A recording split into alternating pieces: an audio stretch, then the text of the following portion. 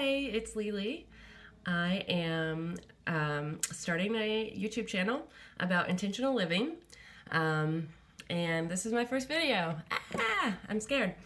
I decided to start with something that's very appropriate and relevant to the time of year. It is January 3rd, I think, and everyone, at least in my circle, is talking about the word of the year. What's their word of the year?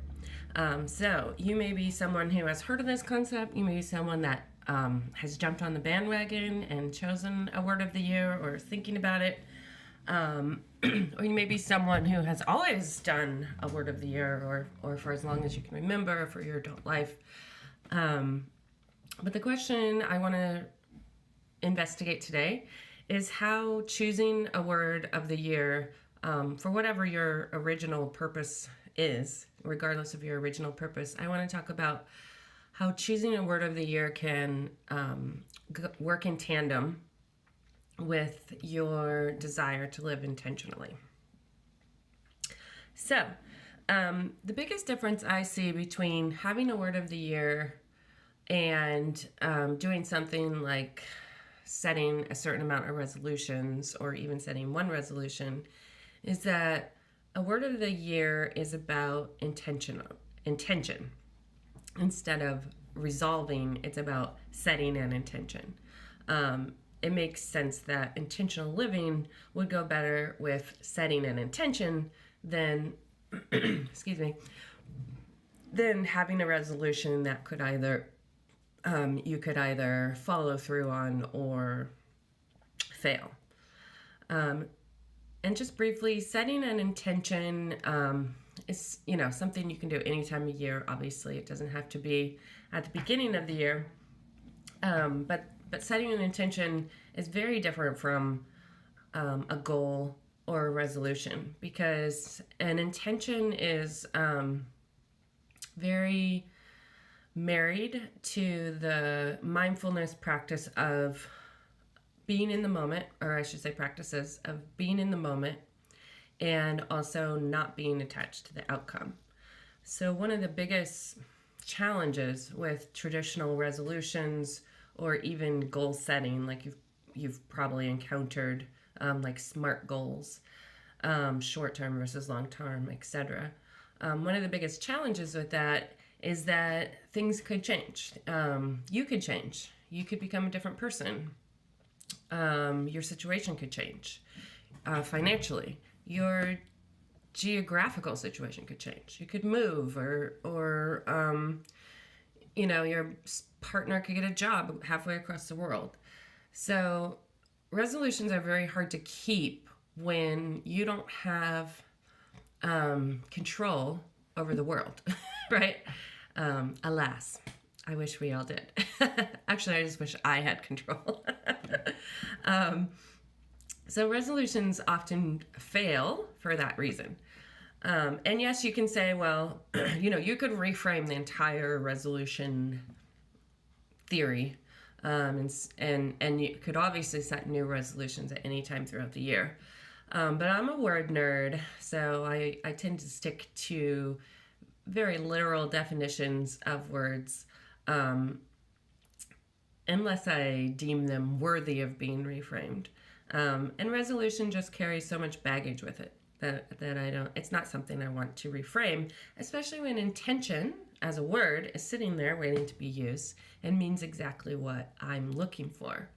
So an intention is different because, let's say a common resolution for women anyway is I'm going to lose X number of pounds. And then you figure out how you're going to do that. And intention you set might be something more along the lines of I intend to become my healthiest self, something like that. I think if you're listening and open to this concept, you can immediately tell what the difference in those is. Becoming my healthiest self is, can be interpreted in so many different ways. I can still go through the process of asking myself how I'm going to go about doing that, And those individual steps could become goals or resolutions if you prefer. But the overall umbrella is an intention that remains dynamic. It can adjust based on your situation. It can grow along with you. So there's just a lot more freedom and flexibility in intention setting, and I think that's a reason it's super popular. Once women get to know, oh, okay, I can set an intention still with the same desire in mind to lose weight or to get skinnier or to become healthy, whatever is in your brain. I can set an intention, and that's something that I feel just as strongly about, I'm just as tied to, but it isn't,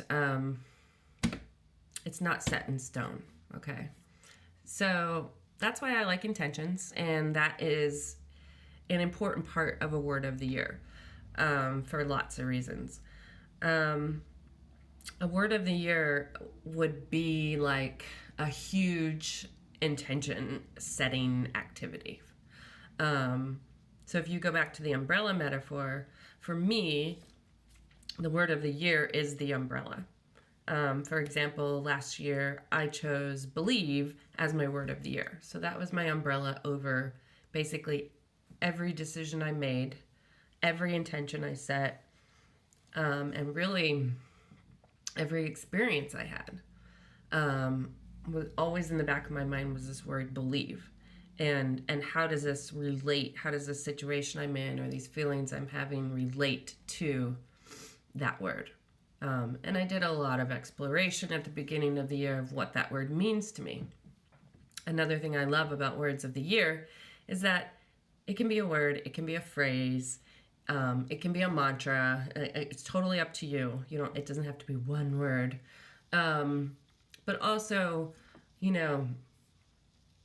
that word itself can hold a very personal meaning for you. You can choose something and you can really define it for yourself. So to go back to the word believe, that word included so many things for me. It included spirituality. It was something I wanted to explore, was my own spirituality, but it also included sort of like a work ethic, a belief in my own abilities to get things done. So again, as someone who really likes words, I love that part of it. I love being able to investigate and explore what a particular word means to me, and to be able to hold that up against, the literal definition. I'm going to do a second video next week on how you might choose your word of the year, so I'm kind of skipping over that part. So stay tuned and subscribe to my new channel, Words by Lily. Back to your regularly scheduled programming. I wanted to go through like a scenario of how having a word of the year could, let's just take a quick coffee break. Also, I'm very sick, so please ignore my voice. Actually, I'm not very sick. I have a cold and I'm being a big baby about it, but that's who I am. I wanted to go through how having a word of the year would, like a practical situation in which having your word of the year and knowing your word of the year could assist you in something may occur often in an intentional life, which is a decision. I need to make a decision. The first thing I would do is when I'm making a decision, either consciously, like I sit down with a piece of paper or my thoughts, or subconsciously. The first thing I do when I'm making a decision is I ask myself how I want to feel after this decision has been made and after I go through whatever action comes out of this decision. How do I want to feel? And for me, that's what intentional living, that's the beauty of it, is that it's very personal and it's based on the feelings that I want to have and the values that I hold true. That's your little intentional living 101 primer, which maybe, stay tuned, I'll do a video about sometime. So if I have a word of the year and I come up against a decision, then I need to, or I can then use that word of the year to help me process, basically. I'm going to use, I'll use believe again as an example because I think it works very well, and I'm also very close to it because it was my word of the year last year, and last year's I'm still processing everything that happened last year. So believe, okay, so I come across a decision I need to make. For example, I had the decision whether or not to pursue holding my own market for small batch makers, myself included. And I've wanted to do this a long time. I've gone to several markets, been dissatisfied for various reasons, but I've been a vendor at different markets. Some markets have made money, some I haven't. But I've learned and I've experienced. I've talked to other makers. And the decision comes up, do I want to hold my own small batch maker market? And of course, my instinct, which I take a lot of stock in, says yes. This is something I think that was a deep-seated desire of mine. So that part's easy. But in intentional living, instinct can only get you so far. Because instinct, because of the society we live in, first of all, sometimes it's difficult to even know if it's instinct or if it's influence. But also, intentional living isn't always just about what happens in the end. It's about the process. So you could still, in the end, do whatever it was your instinct told you. But if you go through the process of figuring out, okay, what are the feelings I want? What are the values I hold? And is this action going to get me there? Then it's not so much the end result that's different, but your experience of it will be much richer and filled with more joy. Because for me, awareness increases those feelings, the feelings of joy, wealth, and abundance. The other thing that could happen if you listen to your instinct is things could go wrong. But that doesn't mean the decision was wrong. So I could have listened to my instinct, done the market because I knew it's something I've always wanted to do. The market could have been a failure from, if people looking in say no one attended or I didn't get enough vendors to have a show or the location backed out, something like that. And then I would be questioning my instincts. That's something I don't want to do. So what I do is I use the instinct as a jumping off point, then go into, okay, what are the feelings I want to have? What are my values? My personal values in this case were that I love supporting other women who are making things. And I actually see it as part of my life's purpose to bring that work to the world, to introduce it to audiences which they might not otherwise reach. Excuse me. And so that's my value. The feelings I want to have are always joy, ease, wealth, and fun, which anyone who knows me knows that those are near and dear to my heart. Also, I obviously want to feel as though I've been successful. And then last year I was particularly interested in feeling as though I had experienced a sense of community and connection. Those words were very related to my word of the year, believe. And also I was pursuing feeling like a creative person.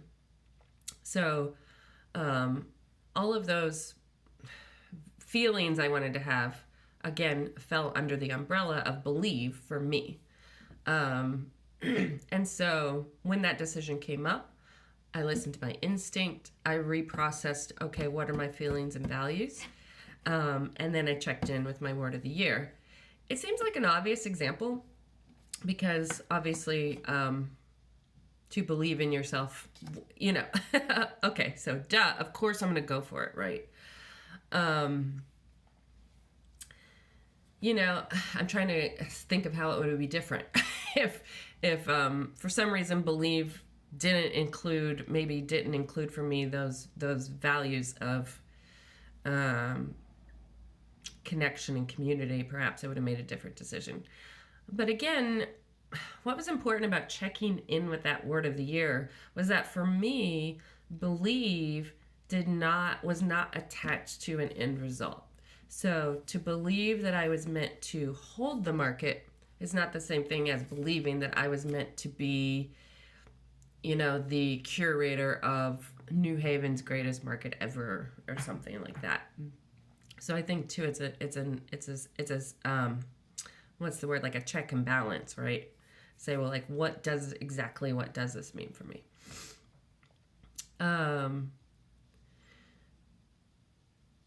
To use a better example, well, not a better example, that's a great example, but to use a different example and one that had a different outcome, and one that's very raw, I'm going to talk about the magazine. So obviously belief has always been a big part of me publishing a magazine. If I didn't believe that just having this product in the world was important, then I wouldn't do it. But last year was, you know, believe, having that word of the year influenced so many decisions I made with the magazine. It really, you know, having that as my like fulcrum, I guess, you know, pushed me to do things that I would not have done otherwise. One was to continue printing into a second year after we, you know, met our first intention of having a print run for an entire 12 months. Then I think, given the fact that the audience hadn't grown the way I had expected it to, I wasn't rolling in, you know, profit. In fact, quite the opposite. I was losing money. You know, there were a lot of reasons not to go into the second year. And I won't go into all of them here. But I think what having that word of the year, and this was just about summertime, what that did for me was really propelled me to keep going. But at the same time to know like why I was still doing it.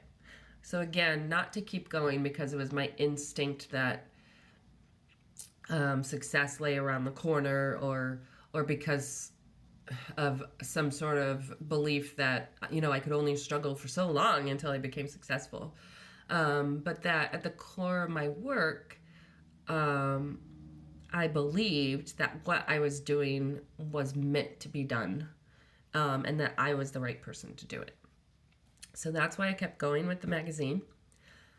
And is this ironically, or at the same time, later in the year, that same belief, knowing for sure that I'm the person who's supposed to be doing this, that I'm the person who is supposed to be publishing this magazine.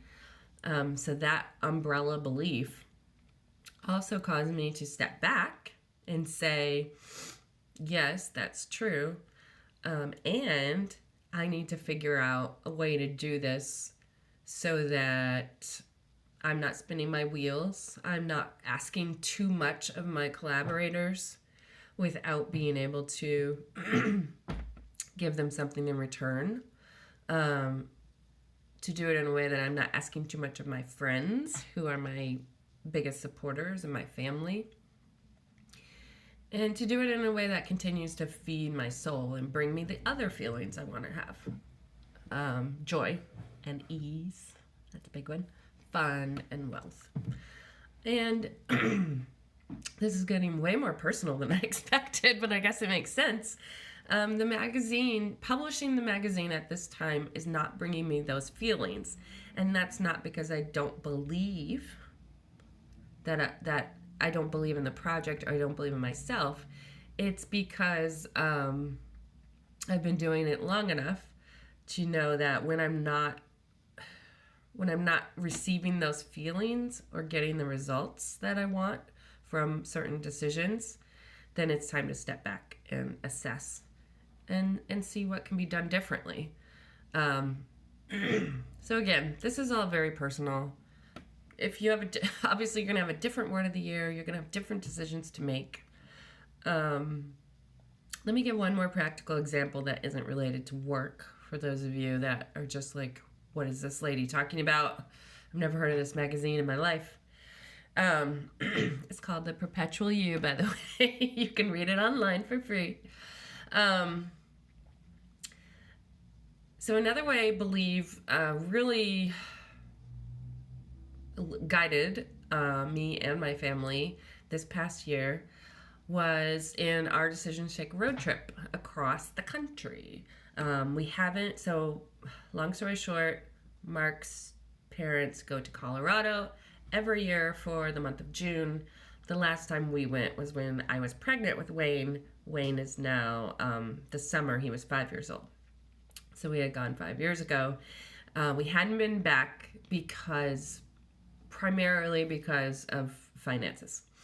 And not that our finances were in a terribly different place, but we have done a lot of, soul searching and also very committed work to, at least make a big enough difference in our finances that doing the road trip became a possibility, and doing it without further damaging our finances, doing it in a way that was consistent with our values, one of which is frugality and responsibility to our family and to the earth. So how does belief affect this decision?